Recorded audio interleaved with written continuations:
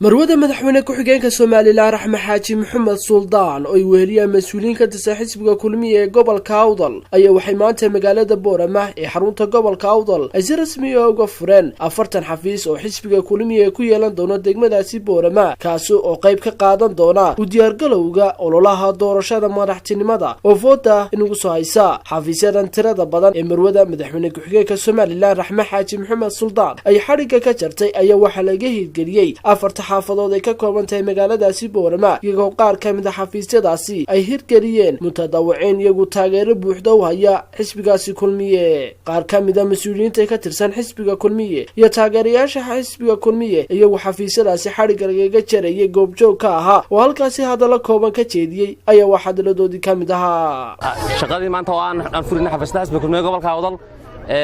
waxaan hadda joognaa xaafadda Sheekh Cismaan oo ka furano xafiiskiisii aadsantiin Sheekh Cismaan waxaan nii sheegaynaa sida aad maanta u soo baxday socodkana ma haysin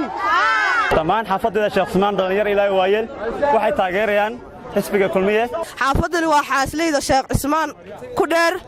waxa ay si mug iyo miisaan leh u taageertaa xisbiga iminka talada haya ee kulmiye halkan waa xafiiskii dhalinyarada u heelan xisbiga kulmiye waxaanu taageeraynaa xisbiga kulmiye anagoo ah ururka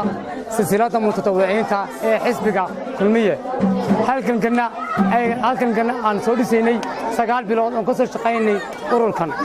oo mutadawicnimo ku shaqaynay 9 bilood ee nala shaqaysay marwada madaxweyne ku-xigeenka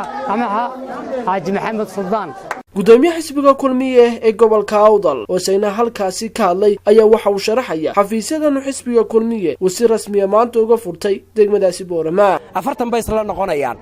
marka 10kaasi waa 10 dad volunteers ay fureen sadana waxa furay xisbiga marka waxay isla noqonayaan 40 bay isla noqonayaan marka waxa weeyi 40kii baanu wadnaa hawshaasaan ku jirnaa waxaanu hogaaminaysa marwada labaad marwar Raxme Xaaji Maxamed Suldaan oo nagala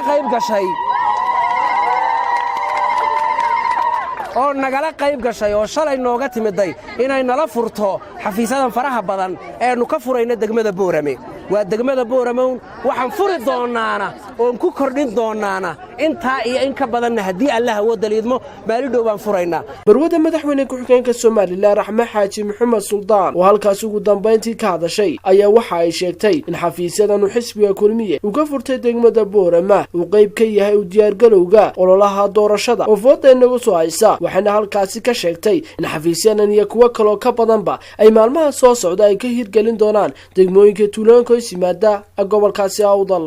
waan idin mahad celinayaa xaafadda Sheekh Cismaan oo aan xafiiskeedii eeda maanta ka furayno inagoo maanta ku guda jirno furitaankii xafiisyada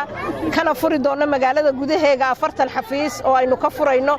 Sheekh Cismaan aad iyo aad baan idinku mahad celinayaa waad mahadsantihiin abaabul wanaagsan shaqooyinkuna way noo bilaabmi doonaan insha Allah bidmillaahi kariim aad iyo aadna waan idin salaamayaa waan idinku mahad celinayaa Maxamed Xasan Maashad biro wararka telefishinka caalamiga Somali News magaalada Boorama.